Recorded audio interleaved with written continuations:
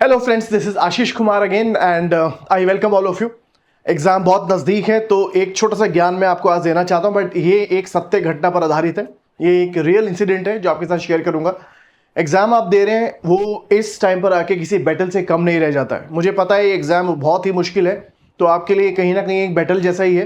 तो वो बैटल वाला एग्जाम्पल लेकर मैं आपको समझाना चाहता हूँ कि टारगेट कितना भी डिफिकल्ट हो, अगर आपके पास उस समय उसको झेलने की नर्व है, हौसला है और एक सही स्ट्रेटेजी भी है, तो आप किसी भी प्रॉब्लम को झेल सकते हैं, उसे ओवरकम कर सकते हैं, उसे विन ओवर कर सकते हैं, जैसे कि यहाँ पर जूलियस सीजर ने किया। एक छोटा सा इंसिडेंट है, उसके बाद मैं आपके साथ शेयर करूंगा अपना जो रिमेनिंग पार्ट है इंडियन पॉलिटी का, जो इंपॉर्टेंट एरियाज हैं जिसको आपको स्ट्रेस करना है, इसी वीडियो में मैं शेयर करूंगा आपके साथ। अब छोटा सा एक इंसिडेंट है जो आपको मैं बताना चाहता हूँ। देखिए यहाँ पर एक जिसे हम कहते हैं the battle of Gaul, Julius Caesar, बताने की जरूरत नहीं है मुझे कौन थे। जूलियस सीजर इस बैटल ऑफ एलिजिया में इन्वॉल्व है। He has to win this battle to prove himself. अभी वो राजा नहीं बने, मगर उन्हें अपने आप को एक मिलिट्री जनरल की तरह प्रूव करना है। अब होता क्या है कि यहां पर उनके पास जो सेना है, जो फोर्स है, वो सिर्फ 60,000 की है। 60,000 की सेना है, मगर एनिमी फोर्सेज है 80,000। तो आप पहले ये समझ सकते हैं कि गैलिक फोर्सेज मतलब एनिमी फोर्स को लिखा है मैंने। तो जो एनिमी फोर्स है एलिसिया में वो है 80,000 की। जूलियस सीजर के पास कितनी सेना है? 60,000। और ये रियल इंसिडेंट है, ये कोई माइथोलॉजी नहीं है, ये कोई इमेजिनेशन नहीं है। अब आप ये समझिए कि जूलियस सीजर जो गैलिक फोर्सेस है एलिजिया में, उन्हें जंगल में धकेल देते हैं। वो एक्चुअली अलग अलग ट्राइबल कम्युनिटी से बिलोंग करते थे, तो जंगल में उनके लिए लड़ना आसान था, मगर जूलियस सीजर की आर्मी के लिए जंगल में लड़ाई करना उतना आसान नहीं था। तो जो गैलिक फोर्सेज है, जो एनिमी फोर्सेज है, वो जंगल में चली जाती हैं और यहाँ पर जूलियस सीजर एक घेरा डाल के बैठ जाते हैं। अब जूलियस सीजर के पास है 60,000 और जो ट्राइबल आर्मी है उनके पास 80,000 की सेना है। तो आप ये समझिए कि ये भी कोई मैच नहीं है, बट चलो फिर भी इतना बड़ा गैप भी नहीं है। तो जूलियस सीजर यहाँ वेट करते हैं कि जब ये लोग स्टार्व हो जाएंगे तो अपने आप हथियार डाल देंगे, बिना लड़ाई लड़े लड़ाई जीती जा सकती है। वो वेट करते रहते हैं। अब इंश्योर करने के लिए कि हमला ना कर दे, जूलियस सीजर इनके चारों तरफ एक लकड़ी की दीवार बना देते हैं कि भाई ये लोग इस दीवार के अंदर ही फंसे रहेंगे, यहाँ से अटैक भी नहीं कर पाएंगे, भाग भी नहीं पाएंगे। तो एक सर्कमफ्रेंस क्रिएट करके उनको अंदर फिक्स कर देते हैं ताकि एनिमी फोर्स यहाँ गिर जाए और उन्हें आराम से सरेंडर करने के लिए मजबूर किया जा सके। अब आप देखिए, जब आपको कभी कभी लगता है कि चीज़ें आपके हिसाब से हो रही हैं, तभी चीज़ें उल्टी भी हो जाती हैं। मगर उल्टा हो या सीधा हो, जो आदमी अपने नर्व्स पे काबू रख सकता है, अपने आप पे कंट्रोल रख सकता है, वो किसी भी बैटल को जीत सकता है। ये इसका एक क्लासिक एग्जाम्पल है। एनिमी फोर्सेस 80,000 है, जूलियस सीजर के पास 60,000 है। जूलियस सीजर ने इनको घेरे में डाल दिया है, एक लकड़ी का पूरा कवर बना दिया है। लकड़ी का कवर तो बना दिया है, मगर यहां से खबर मिलती है कि इस गैलिक फोर्सेस को सपोर्ट करने के लिए, एनिमी फोर्सेस को सपोर्ट करने के लिए पीछे से 2 लाख की सेना जूलियस सीजर पे हमला कर देती है। अब आप ये समझ सकते हैं कि ऑलरेडी आप 80,000 लोगों को फेस कर रहे हैं और पीछे से 2 लाख की रीइंफोर्समेंट अगर आ जाए, मतलब दुश्मन आपके सामने लगभग 3 लाख है और आप कितने हैं? 60,000। 3 लाख और आप 60,000, कोई मैच ही नहीं है। तो उसके बावजूद भी कोई और होता तो शायद मैदान छोड़ के भाग जाता या वो गिव अप कर देता, मगर जूलियस सीजर ने मैदान भी नहीं छोड़ा। मैदान में खड़े रहना काफ़ी नहीं है, एक सही स्ट्रैटेजी का होना भी बहुत ज़रूरी है। कंट्रोल रखना है अपने नर्व्स पे, मगर एक स्ट्रैटेजी भी क्रिएट करनी है। जूलियस सीजर ने वही किया। इन्होंने क्या करा, एक बहुत ही डेयरिंग मूव दिखाते हुए इन्होंने यहाँ पर एक और लकड़ी की दीवार खड़ी कर दी। और ये लकड़ी की दीवार कोई कच्ची लकड़ी नहीं है, वहीं के पेड़ काट के बहुत ही मजबूत किलेबंदी कर दी एक तरीके से। और आप ये समझिए, उन्होंने जो रीइंफोर्समेंट आई थी 2 लाख की, उनको काट दिया। ऑलरेडी एनिमी फोर्सेस अंदर स्टार्व कर रही है 80,000 की। एक साथ दोनों को लड़ाई नहीं लड़ी है, एक साथ दोनों को टेक ऑन नहीं किया। जूलियस सीजर ने इनको अलग काट दिया है और 2 लाख की जो रीइंफोर्समेंट थी उनको अलग काट दिया है और एक एक करके दोनों से लड़ाई लड़ी और दोनों को रोके रखा ताकि एकदम से हमला ना हो जाए। फिर एनिमी फोर्सेस को डिवाइड करते करते करते करते जूलियस सीजर ने इस नंबर गैप को भी अपने एडवांटेज के लिए यूज किया। भले ये 2 लाख हैं, मगर एक साथ जूलियस सीजर के ऊपर हमला नहीं कर सकते क्योंकि लकड़ी की दीवार बना दी गई है और ये रीइंफोर्समेंट गैलिक फोर्सेस को हेल्प करने आ ही नहीं पाई। जूलियस सीजर ने इनको भी हराया और इनको भी हराया और तभी वो दुनिया के महान जनरल और महान शासक के रूप में हमारे सामने आज जाने जाते हैं। तो यही बात मैं आपको कहना चाहता हूं कि हालात कितने भी मुश्किल हो, जूलियस सीजर की तरह, एक बड़े राजा की तरह, सिकंदर की तरह आप अपने नर्व्स पे काबू रखिए और कोई ना कोई स्ट्रेटेजी निकालिए। भले ही वो स्ट्रेटेजी पूरी तरह से फुल प्रूफ ना हो, मगर it should be better than what anybody else could think of. तो अभी भी आपके पास टाइम कम है, एक तरह की बैटल ही है। अगर आपको लगता है आपका सिलेबस पूरा नहीं हुआ है, बहुत सी चीजें छूट गई हैं, कोई बात नहीं, जो मोस्ट इंपॉर्टेंट एरियाज हैं उन पे ध्यान दीजिए, और अगर भगवान ने चाहा तो मोस्ट इंपॉर्टेंट एरियाज की हेल्प से भी आप एग्जाम क्लियर कर सकते हैं। Don't focus on what you have not done, focus on what you can do now, the best for the examination. और इतिहास गवाह है कि हमेशा वो नहीं जीतता जो ज्यादा प्रिपेयर्ड होता है, जीतता वो है जो अपने ऊपर भरोसा रखता है और लिमिटेड सर्कमस्टांसेस में, लिमिटेड रिसोर्सेज के अंदर भी अपने आप को जो बेस्ट प्रेजेंट कर पाता है, वही जीत का स्वाद चखता है। तो लिमिटेड रिसोर्सेज है, लिमिटेड टाइम है, कोई बात नहीं, घबराना नहीं है। जो आप बेस्ट कर सकते हो वो कीजिए। और बेस्ट क्या कर सकते हैं? नई चीज नहीं पढ़नी है, टेस्ट सीरीज नहीं करना है, पुराना रिवीजन कीजिए। हर सब्जेक्ट में जो मोस्ट इंपॉर्टेंट एरियाज हैं उन्हें कवर कीजिए। बाकी का टाइम मिलता है तो बाकी चीजें भी कवर कीजिए, मगर जो ज्यादा इंपॉर्टेंट है, जो न्यूज में रही है पिछले 1 साल 1.5 साल में, उनको छोड़ के नहीं जाना है। पहले हमने एक पार्ट कवर किया था जहां पे मैंने बताया था आपको कि फंडामेंटल राइट्स में से क्या क्या एक्सपेक्टेड है। बचे हुए टॉपिक मैं आज एक साथ कवर करूंगा इस वीडियो के अंदर, और मैं आपको पढ़ाऊंगा नहीं, मगर सिर्फ आपको टॉपिक बताऊंगा। बाई चांस आप उन्हें छोड़ रहे हो तो यहां उन्हें आप कवर कर सकते हैं। इन टॉपिक्स को मत छोड़ के जाइएगा, बाकी किसी चीज को छोड़ सकते हैं। अगर छोड़ना भी पड़े तो इन्हें मत छोड़िएगा। Let me start with this, and before I start with my topic of this particular video, the important areas, let me inform you that we are coming up with a very comprehensive, very detailed test series for the upcoming mains examination 2025 civil services 2025 के लिए हमने एक test series develop करी है। Public administration optional की test series है जो मैंने खुद तैयार करी है, and there is a test series similarly for sociology also by Lipsa Pradhan madam, and we will be ourselves preparing the questions, ensuring that you get the best question. Also will be giving you one-to-one attention. अगर आपको answer लिखने के बाद भी कोई दिक्कत है, कोई डाउट है, आप हमसे one-to-one कनेक्ट कर सकते हैं। We'll be trying to give you one-to-one personal attention, of course through the telecommunication means. बाकी इसका डिटेल आपके सामने डिस्क्रिप्शन बॉक्स में नंबर है, आप कॉल कीजिए और वहां से डिटेल आपको मिल जाएगा। तो पब्लिक एडमिनिस्ट्रेशन टेस्ट सीरीज हम लेके आ रहे हैं प्री के बाद जून फर्स्ट वीक में। पूरा डिटेल आप कॉल करिए, आपको मिलेगा। Public Administration Test Series by Ashish Kumar, Sociology Test Series by Lipsa Pradhan Madam. Then I am coming up with Polity and Governance course also for the upcoming mains examination, जिसको हमने नाम दिया है Mains Advanced Course 2025। Advance इसलिए है क्योंकि ये मानते हुए चल रहे हैं कि आपको बेसिक पता है, और अगर बेसिक नहीं भी पता तो will be giving you the videos regarding those basic concepts. उसके बाद जो एडिशन चाहिए एग्जामिनेशन के लिए, जो हायर लेवल कॉन्सेप्ट्स हैं, जो करंट अफेयर से भी इंस्पायर्ड होंगे, वो सारी कवरेज आपको दी जाएगी ताकि एटलीस्ट पॉलिटी गवर्नेंस में आपको एग्जाम में कोई दिक्कत ना आए, GS2 पेपर के अंदर कोई दिक्कत ना आए। तो इसका डिटेल आप कॉल करके ले सकते हैं। ये तीनों प्रोग्राम हमारे जून फर्स्ट वीक में शुरू होंगे।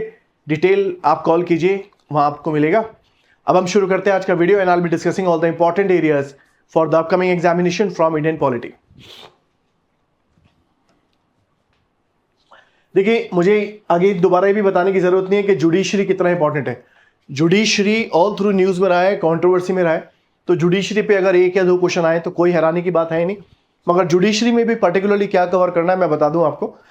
कुछ भी कीजिए, ये छोड़ के नहीं जाना है आपको। आर्टिकल 142 कंप्लीट जस्टिस, ये पता है आपको क्या होता है, ये कई जजमेंट आई हैं तो इंपॉर्टेंट है। देन आर्टिकल 143 करके जाइएगा, advisory jurisdiction. Article 145 where supreme court can interpret the constitution. तो 142, 143, 145। Then writ jurisdiction, writ issue करने की पावर सुप्रीम कोर्ट की, हाई कोर्ट की, कि वो कौन कौन से रिट इशू कर सकते हैं, कब कब इशू कर सकते हैं, उसका नेचर क्या होता है, जैसे हैबिस कॉर्पस, मैंडेमस, पर्टिकुलरली मैंने लास्ट वीडियो में बोला था आपको, क्यू वारंटो, प्रोहिबिशन। तो ये क्लास में कराया भी जाता है, तो आप वहाँ से करके जाइएगा। Then please cover article 129 and 215। This is supreme court being the court of record and high court being the court of record.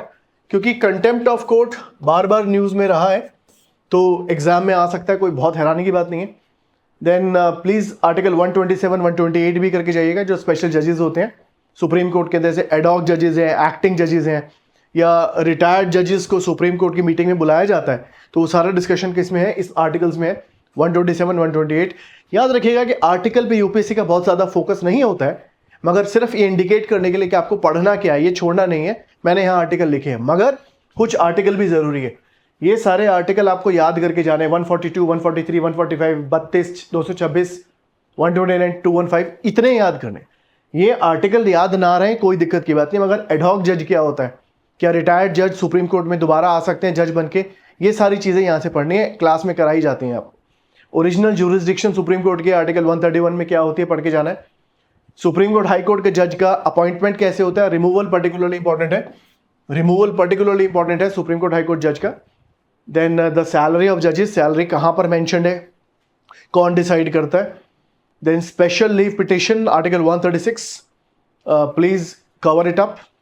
अब एनजेएसी नहीं पूछेगा आपसे कि नेशनल जुडिशियल अपॉइंटमेंट कमीशन क्या होता है, नहीं पूछेगा क्योंकि नलीफाई हो चुका ऑलरेडी वो, मगर ये पूछ सकता है क्योंकि न्यूज में था कि किस अमेंडमेंट एक्ट से एनजेएसी इंट्रोड्यूस किया गया था, 99 से किया गया। जुडिशियल रिव्यू क्या होता है, क्या कॉन्स्टिट्यूशन में कोई वर्ड है जुडिशियल रिव्यू, नहीं है, वर्ड नहीं है मगर पावर अवेलेबल है। तो जुडिशियल रिव्यू में वो किसके एक्शन को रिव्यू करता है, कोर्ट हाई लेजिस्लेचर के एक्शन को करता है, एग्जीक्यूटिव के एक्शन को करता है, दोनों को करता है। तो जुडिशियल रिव्यू क्या होता है, कहाँ कहाँ पर अवेलेबल है। इनफैक्ट अगर आप देखते हैं तो आर्टिकल 13, आर्टिकल 32 भी जुडिशियल रिव्यू की पावर देता है कोर्ट को। देन रिव्यू पिटिशन क्या होता है, क्यूरेटिव पिटिशन क्या होता है। अगर आपने नहीं पढ़ा तो एटलीस्ट बेसिक 2-3 जो बेसिक इंफॉर्मेशन उसके बारे में करके जाइए। कितनी देर लगती है, अगर आपने नहीं भी किया नेट खोलो, 2-2, 3-3 लाइन बेसिक्स पता होना चाहिए। कभी कभी बेसिक पता होने से भी आप क्वेश्चन का आंसर कर सकते हैं। You need not be a PhD holder on review और क्यूरेटिव पिटिशन, इन पर पीएचडी थोड़ा ना करनी, एटलीस्ट बेसिक डिफरेंस पूछ लिया तो हम एग्जाम में उसको आंसर कर सकते हैं। देखिए मैं आपको फिर ये बात रिपीट कर रहा हूँ, you need not be idealistic. हमें एक बहुत बड़ा स्कॉलर नहीं बनना है यहाँ पे, हाँ स्कॉलर बनना है मगर बहुत बड़ा स्कॉलर नहीं बनना है। कुछ चीज़ें हमें बेसिक लेवल पर समझनी है, एग्जामिनर भी उस लेवल पे कभी कभी सवाल पूछता है। So if you have not done them, don't worry, just have a basic idea about them. Arbitration क्या होता है, मीडिएशन क्या होता है, प्ली बार्गेनिंग क्या होती है, न्यूज़ में था इसलिए बता रहा हूँ। अगेन 2-2 लाइन का डिफरेंस समझ के जाइएगा। आर्बिट्रेशन, मीडिएशन, प्ली बार्गेनिंग क्या होती है। देन पब्लिक इंटरेस्ट लिटिगेशन का कॉन्सेप्ट कहाँ पर है, कब शुरू हुआ एंड ऑल दैट, ईजी है अगर आपको बेसिक कॉन्सेप्ट पता है तो। अगर आपको कॉन्सेप्ट क्लियर है कि पीआईएल क्या होती है तो आप कोई भी आंसर कर सकते हैं। इसके लिए कोई बहुत रॉकेट साइंस नॉलेज की जरूरत नहीं है, कॉन्सेप्चुअल अंडरस्टैंडिंग चाहिए। यही चीज जुडिशियल रिव्यू के केस में भी है, conceptually you should be having the grip on the concept. Then article 13 क्या होता है, आर्टिकल 13 क्लॉज 1, 13 क्लॉज 2 पर्टिकुलरली ये करके जाइएगा। जुडिशियल एक्टिविज्म भी एक कॉन्सेप्ट है, मुझे लगता नहीं है कि कुछ डिटेल आपसे पूछेगा मगर you must be aware with judicial activism. तो this is all about judiciary. Then कुछ स्पेशल बॉडीज हैं जिन पे हर साल कोई ना कोई क्वेश्चन आता है और अगर वो बॉडी न्यूज में है तो बहुत इंपॉर्टेंट। जैसे लॉ कमीशन गवर्नमेंट ने क्रिएट किया, अभी लॉ कमीशन फॉर्म किया है।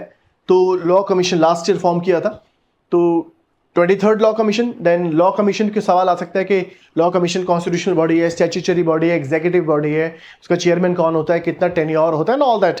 तो बेसिकली इसको छोड़ना नहीं है, बहुत इंपॉर्टेंट है। ये 2 पर्टिकुलरली बहुत इंपॉर्टेंट है आपके एग्जाम के लिए, finance commission and law commission. Then national commission for SC ST backward classes, तीनों कॉन्स्टिट्यूशनल बॉडी है। आपसे पूछ सकता है कि कौन से आर्टिकल में दिया है या फिर किस अमेंडमेंट एक्ट से इसको कॉन्स्टिट्यूशनल स्टेटस मिला था। NHRC उतना इंपॉर्टेंट नहीं है मगर फिर भी आप चाहें तो कर सकते हैं। UPSC कर सकते हैं, इंटरस्टेट काउंसिल कर सकते हैं, Lokpal, Niti Aayog, central information commission, election commission of India. Election commission of India important है। Then finance commission, law commission important है। ये मैं नहीं बोलूंगा कि इंपॉर्टेंट नहीं है, तो आप इन्हें कर जाइए। I am not saying they are not important, they are important but these 3 are more critical। Law commission, finance commission, election commission ज्यादा क्रिटिकल है, इनको भी आप कवर कर लीजिए, इतना तो करना ही चाहिए आपको। मैंने सारी बॉडीज नहीं लिखी हैं इस पे, ठीक है। Interstate council particularly, NITI Aayog, UPSC करके जाइएगा। Then you have got some important, और एक बात और हमें याद रखनी है because next year it will be the 50th anniversary for 42nd Amendment Act 1976। तो 50 साल हो जाएंगे 42nd Amendment Act 1976 को अगले साल। तो 42nd Amendment Act 1976 इंपॉर्टेंट हो जाता है। जो 42nd Amendment Act से चेंजेस आए थे संविधान में वो कहाँ पे आए थे, मोटे मोटे आपको याद रखने हैं, तो उसे मिनी कॉन्स्टिट्यूशन भी कहते हैं, इसलिए वो इंपॉर्टेंट हो जाता है। मैंने इसको यहाँ यूज़ भी किया है। ट्राइब्यूनल का चैप्टर करके जाइएगा, इंपॉर्टेंट है, आपसे कुछ भी पूछ सकता है। He can ask you anything कि भाई कौन से पार्ट में है, पार्ट 14A में है, किस अमेंडमेंट एक्ट से आया था, 42nd अमेंडमेंट एक्ट से आया था, जैसे मैंने अभी बोला आपको। 2 ही आर्टिकल है, 323A 323B, क्या होता है पढ़ के जाइएगा। कोऑपरेटिव सोसाइटी बहुत इंपॉर्टेंट है, बहुत बहुत इंपॉर्टेंट है। क्यों इंपॉर्टेंट है?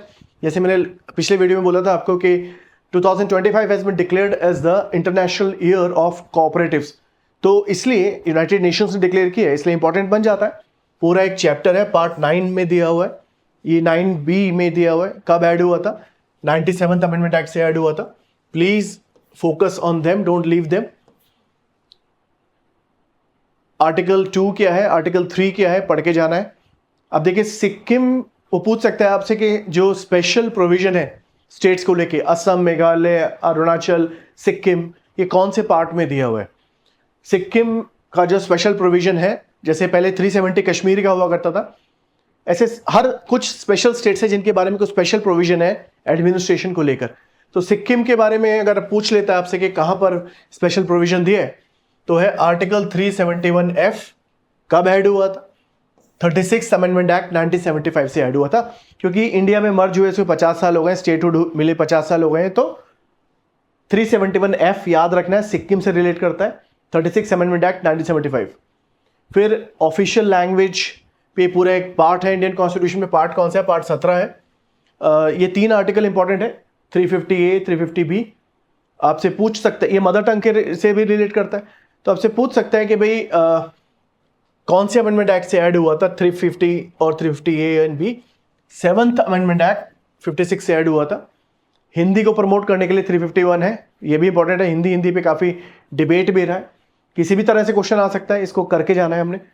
कोर्ट के अंदर कौन सी लैंग्वेज यूज़ होती है, सुप्रीम कोर्ट में, हाई कोर्ट में, उनकी वर्किंग में कौन सी लैंग्वेज यूज़ होती है, डेक्री में कौन सी लैंग्वेज यूज़ होती है। तो ये ज़्यादा टाइम नहीं लगेगा आपको, it will hardly take you 10 minutes.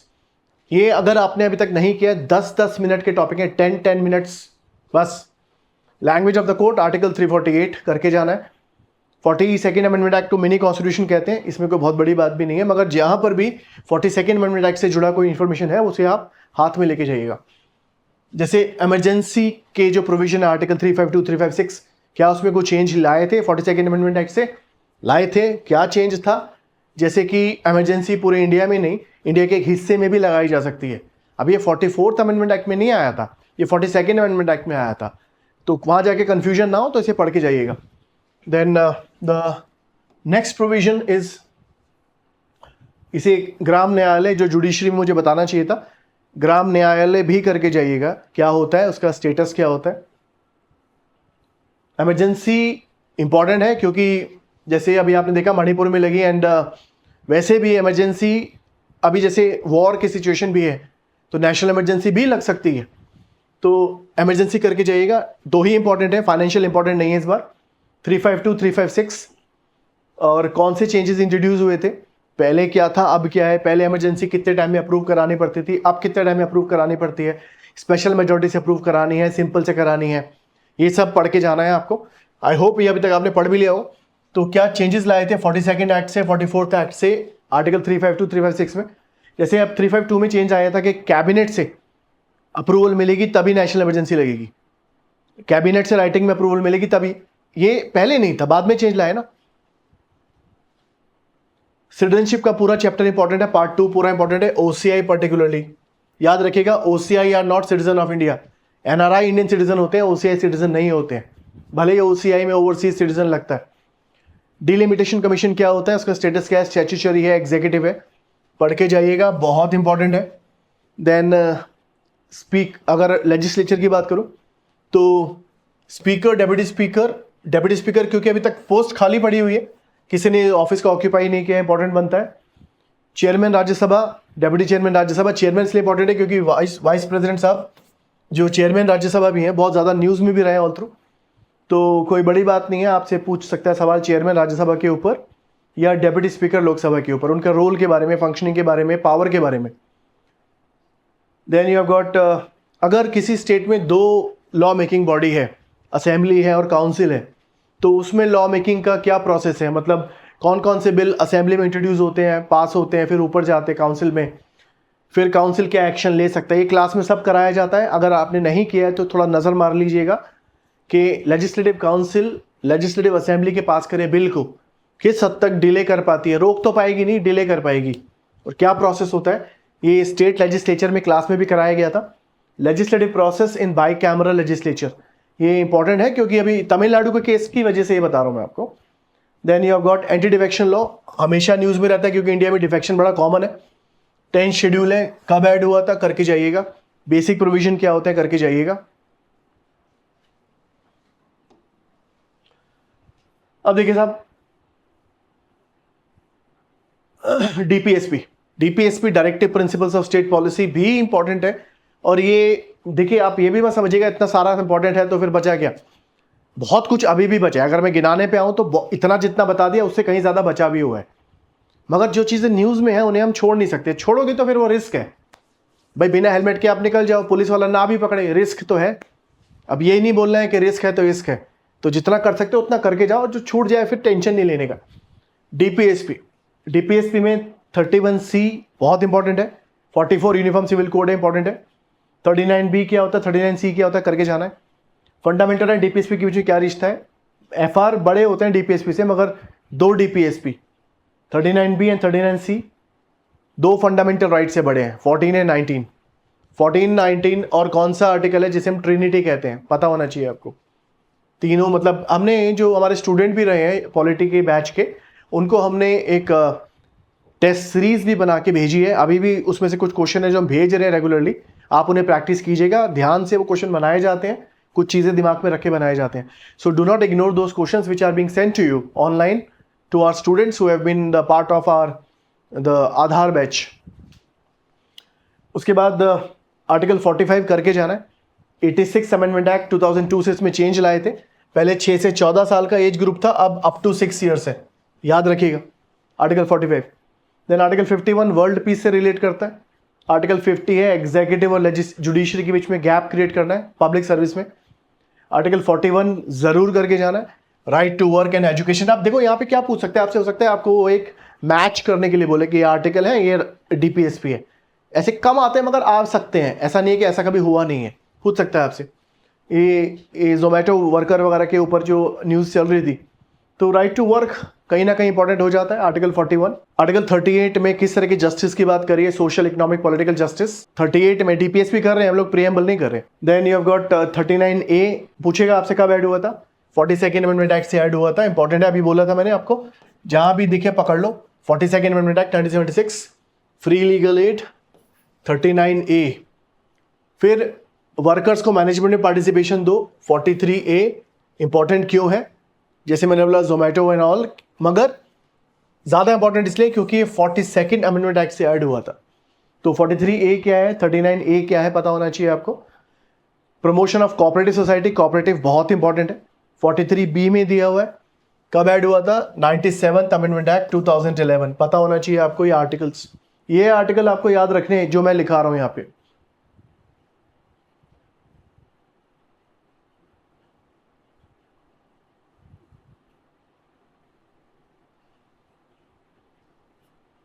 Then promotion of cottage industry, article 43। Schedule caste schedule tribe के रिजर्वेशन को लेके भी झगड़ा चल रहा है, तो education economic rights of interest of SC ST, article 46। Environment को प्रोटेक्ट करना है, देन वो आर्टिकल कौन सा है, 48A। बताने की जरूरत नहीं है क्योंकि पोल्यूशन बहुत ज़्यादा है कई सिटीज़ में इंडिया की, 48A। और ये भी 42nd अमेंडमेंट एक्ट से ऐड हुआ था। तो आप देख सकते हैं 42nd से कितने सारे चेंजेस लाए गए, तभी उसे मिनी कॉन्स्टिट्यूशन कहते हैं।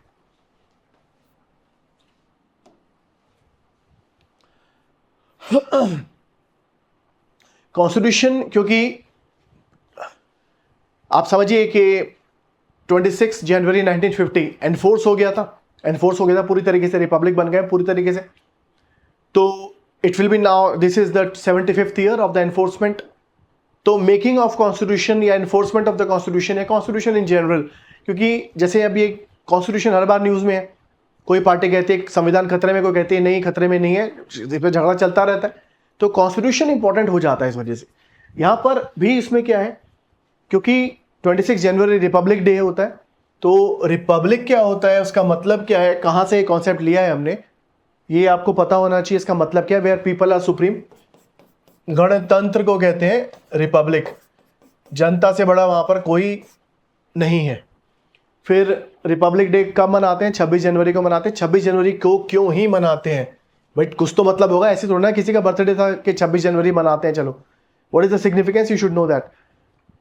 फिर एक चीज है जो बहुत इंपॉर्टेंट है, क्लास में मैं उसको काफी डिटेल में समझाता हूं, ये है the meaning of constitutional sovereignty and parliamentary sovereignty. अभी जैसे अभी वाइस प्रेसिडेंट साहब ने भी पार्लियामेंट को सुप्रीम बताया था, एंड तो उस पर ये डिबेट छिड़ गया था कि काफ़ी लोगों ने बोला पार्लियामेंट सुप्रीम नहीं है, कॉन्स्टिट्यूशन सुप्रीम है, कॉन्स्टिट्यूशन सॉवरेन है। Parliamentary sovereignty and parliamentary supremacy UK में है।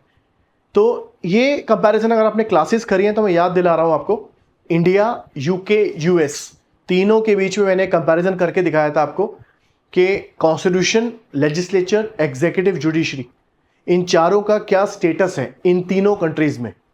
उसके अकॉर्डिंगली हम कॉन्स्टिट्यूशनल सॉवरेनिटी और पार्लियामेंट्री सॉवरेनिटी को डिफाइन करते हैं। अब किस तरह सवाल पूछेगा, सवाल तो हमें पता नहीं है, मगर आपको यह पता होना चाहिए कि कॉन्स्टिट्यूशनल सॉवरेनिटी का मतलब क्या है, पार्लियामेंट्री सॉवरेनिटी का मतलब क्या है। इंडिया में मिलती है कॉन्स्टिट्यूशनल सॉवरेनिटी, सबसे बड़ी पावर जो इंस्टीट्यूशंस में है वो है कॉन्स्टिट्यूशन, अगर कोई है तो, नॉट द पार्लियामेंट, क्योंकि पार्लियामेंट संविधान के हिसाब से चलती है, संविधान पार्लियामेंट के हिसाब से नहीं चल रहा है। तो ब्रिटेन अगर है तो कॉन्स्टिट्यूशनल सॉवरेनिटी, सॉरी अमेरिका है तो कॉन्स्टिट्यूशनल सॉवरेनिटी कह सकते हो, इंडिया है तो कॉन्स्टिट्यूशनल सॉवरेनिटी कह सकते हो आप, कोई टेंशन की बात नहीं है। पार्लियामेंट्री सॉवरेनिटी ब्रिटेन, इसका मैंने पूरा आपको एक बहुत डिटेल्ड एनालिसिस करके दिया है, चार्ट बना के दिया था, अगर आपको याद हो क्लास के अंदर उसको देख के जाइएगा। ये मेरे हिसाब से इंपॉर्टेंट है, बेसिक स्ट्रक्चर पे झगड़ा चल ही रहा है तो केशवानंद भारती जजमेंट ने बेसिक स्ट्रक्चर कॉन्सेप्ट दिया था। पूछ लेगा आपसे जुडिशियल रिव्यू किस केस में डिक्लेयर किया गया था, basic structure, Minerva mill case 1980। 26 नवंबर को कॉन्स्टिट्यूशन डे कहते हैं, बताने की आपको शायद जरूरत नहीं है, पता है आपको। सोर्सेज क्या है अलग अलग वैल्यूज के, भाई ये liberty, justice, emergency, due process of law, then suspension of fundamental rights, rule of law, ये कहां से लिया है, सोर्स क्या है, लिबर्टी का कॉन्सेप्ट कहां से लिया है, जस्टिस का कॉन्सेप्ट कहां से लिया है, इमरजेंसी कॉन्सेप्ट कहां से लिया है, सस्पेंशन ऑफ फंडामेंटल राइट कहां से लिया है, डीपीएसपी कहां से लिया है, प्रीएम्बल कहां से लिया है, सोर्सेज पता होने चाहिए आपको। कॉन्स्टिट्यूएंट असेंबली के बारे में बेसिक फैक्ट्स पता होने चाहिए कि कितने मेंबर थे, कैसे कैसे लिए गए थे, इलेक्शंस के थ्रू आए थे, नॉमिनेशन के थ्रू आए थे, पता होना चाहिए आपको। पहले प्रेसिडेंट कौन थे, इंटरिम प्रेसिडेंट कौन थे, सच्चिदानंद सिन्हा, फिर आए राजेंद्र प्रसाद। बेसिक ज़्यादा डिटेल जाने की जरूरत नहीं है, यूपीएससी इतना डिटेल इन एरियाज में बहुत फैक्चुअल नहीं पूछता है।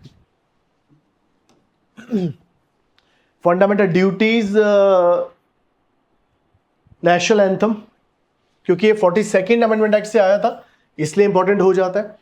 फंडामेंटल ड्यूटी पार्ट 4A में है, यहां पर सारी ड्यूटीज नहीं करनी है आपको, ये ड्यूटीज पढ़ के जानी है। जैसे 51A, नेशनल एंथम को रेस्पेक्ट करना है, कॉन्स्टिट्यूशन की वैल्यूज को रेस्पेक्ट करना है, इसलिए 51A।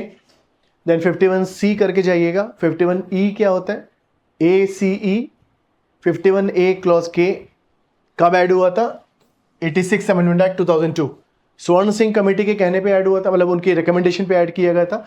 बेसिक इंस्पिरेशन कहाँ से लिया था, यूएसएसआर या जापान, दोनों जगह है। हमने कहाँ से इंस्पिरेशन लिया था पता है, होना चाहिए आपको।